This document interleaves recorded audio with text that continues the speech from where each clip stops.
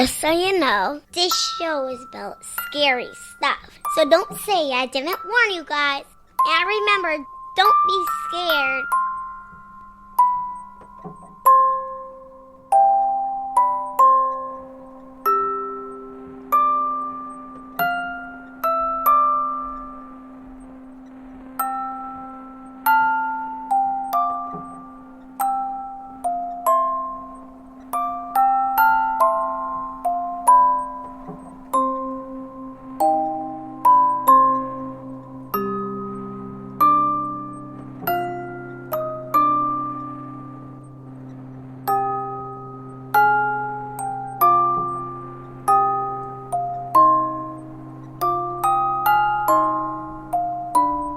Episode 43, The Remake. War Baby here with another episode of Murderous Minors.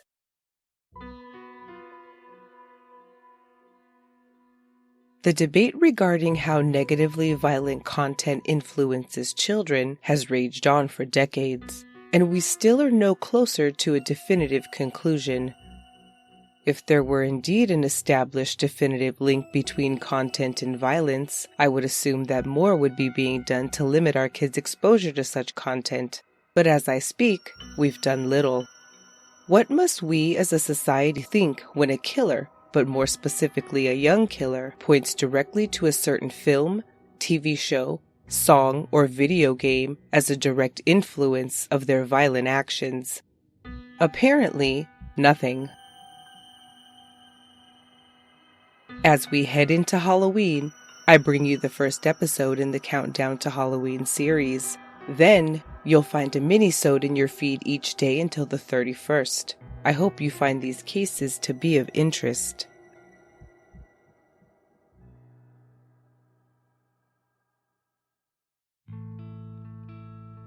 We know what this show is about, so no suspense is required regarding whether or not lives are lost. I'm going to quote excerpts from the killer kid's voluntary confession given to police after he was arrested. What he has to say is unnerving and has the most impact when you hear it in his words. Also, please be aware that this episode does contain portions of the 911 call made by the killer, but I'll tell you when.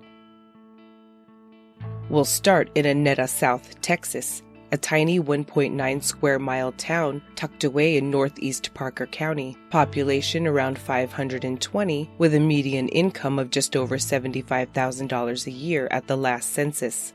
Some homes are large, including the residence of the Evans family on River Creek Lane, in a gated community. Circular drive, wooded backyard, diving pool with jacuzzi and boathouse, a study, an art room. What could possibly be wrong here? But there was something wrong, and on October 4th, 2012, the only son in the Evans family would make sure everyone found out that it was him. It was a Thursday, and after going to the allergy doctor and then having lunch, 17-year-old Jacob Paul Evans came home and began watching the remake of the 1978 John Carpenter film Halloween. Made in 2007, the remake was written and directed by Rob Zombie, known to make particularly gory, potentially disturbing films. Jake had already watched the movie twice that week, and after the third viewing said, quote, "While watching it, I was amazed at how at ease the boy was during the murders and how little remorse he had afterward. I was thinking to myself it would be the same for me when I kill someone. After I watched the movie, I put it back in the case and threw it in the trash can so that people wouldn't think it influenced me in any way." The teen then went outside to hit golf balls, which he did for about an hour, going inside around 5:30 p.m. He wrote in his statement that he, quote, "sat in the living room thinking about how I was going to kill my family." Jake's grandmother and grandfather, a retired Fort Worth police officer, and oldest sister Emily all lived across the street from the Evans home, and Jake wrote that his initial intention was to go to their home and murder them too. His sister Audrey was set to visit home from college the next morning, and Jake voiced his intent to kill her as well. But that would be later. By now, Jake had been inside for between 30 minutes and an hour when his grandmother phoned to see if he wanted to run errands with her and get dinner. So he went. 17-year-old Jake was described by former classmates at Aledo High School as quiet, gentle, shy, and as nice as could be. An avid golfer, both he and his 15-year-old sister Mallory were being homeschooled, Jake for the prior 10 months, and Mallory for the prior 2 years. Their mother, 48-year-old Jami Evans, was described as sweet and angelic, and had been a teacher then vice principal in the school district for 15 years, before becoming a substitute teacher in 2007. Their family was active in church, even considered devout.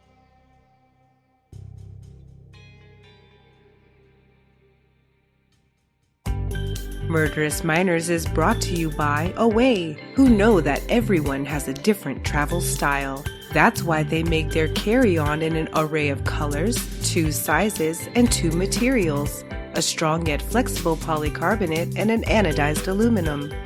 Designed to last a lifetime, the 100-day trial and limited lifetime warranty help you feel confident that it will. Take it out on the road and live with it, travel with it, and get lost with it. I spent last week in Los Angeles, and my Away carry-on was just the perfect size. With the weather cooling down, I needed jackets and I had plenty of room with space to spare. My removable battery stayed with me the whole time, and I'm using it right now on the same charge, powering my voice recorder as I speak. It's really the most powerful battery pack I've had, and it spends more time in my purse or in use than it does in my suitcase. Away carry-ons and bigger carry-ons are lightweight and durable, made to last for a lifetime of travel. I never worry about putting it in the overhead bin or getting it down again. For $20 off a suitcase, visit awaytravel.com/warbaby and use promo code warbaby during checkout. And you can always see them for yourself. You can shop everything Away at their stores in New York, Austin, Los Angeles, San Francisco, Boston, Chicago, and London. But with free shipping on any Away order within the contiguous US, Europe, and Australia, just visit awaytravel.com/warbaby and use promo code warbaby for $20 off a suitcase. They've really found a way to make a suitcase enhance your travel, because getting away means getting more out of every trip to come.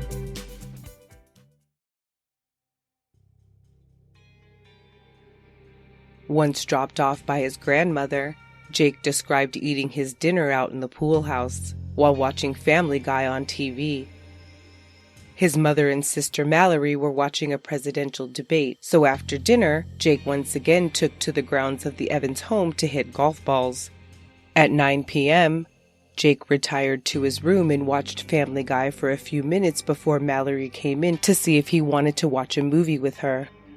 He didn't want to, saying, quote, "I said no because earlier that day at the allergist appointment, she made racist comments about a black worker that was mowing the grass. In the past, Mallory would always make racist comments like that and would also make fun of homeless people. I scolded her for what she said and told her she was becoming white trash.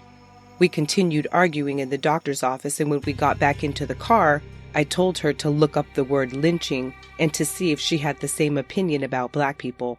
She said that she would never be a part of a lynching but is still a racist. I then said that she makes me sick and called her a racist bitch." Once he declined his sister's offer for companionship, Jake was upset and headed to his parents' closet, where he retrieved a knife belonging to his father. He was in Washington, D.C. on business. Jake was agitated, and his mind had wandered back to those invasive thoughts about the movie Halloween and killing his family. Jake said, quote, "I went back upstairs and kept pacing back and forth, imagining killing Mallory. Thoughts of causing her pain kept entering my mind and were really bothering me. But then I'd think about the time she hurt my feelings or really pissed me off." After about 20 more minutes of envisioning the torturous murder of his youngest sister, Jake knocked on Mallory's bedroom door.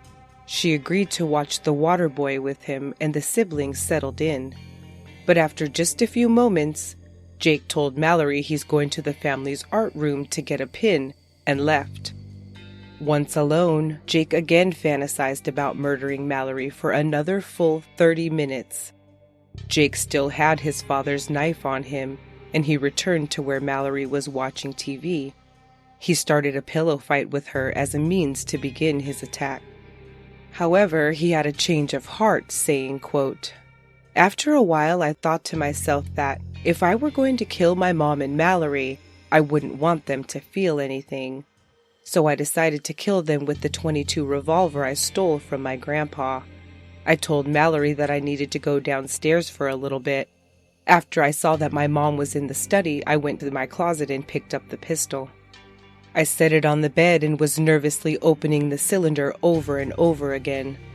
I then spent probably over an hour walking nervously around the house thinking how life will never be the same and how I would never see them again." By this time, Jake had contemplated the murders all day and all evening. It was then 11:15 p.m. He went upstairs and waited for 5 minutes before again knocking on Mallory's door, this time saying that their mother needed her. Jake described in his statement how, quote, "Mallory came out of her room and out of the corner of her eye saw me pointing the gun at her. She thought I was joking and told me that I was freaking her out. I shot her in the back and then the head." Once Jake shot her, Mallory fell down the stairs and he followed behind her. He wrote, quote, "I ran down to the study and shot my mom 3 times. In shock, I ran to my room and was screaming at the top of my lungs that I am really messed up and that I killed my mom and my sister. I emptied the shells on my bed. I heard noises and realized that Mallory was still alive. While I loaded the gun back up, I was shouting that I was sorry and then ran as fast as I could to kill her. I then made sure my mom was dead and shot her again in the head." He had thought about doing this for hours that day. He had contemplated different weapons and paced many different areas around his house, imagining causing his sister harm and death. And just like that, he had done it. He had accomplished his mission and completed the wicked task he had set out to do. Jake went outside and sat a moment before going back inside and placing the gun he had taken on the kitchen counters still loaded.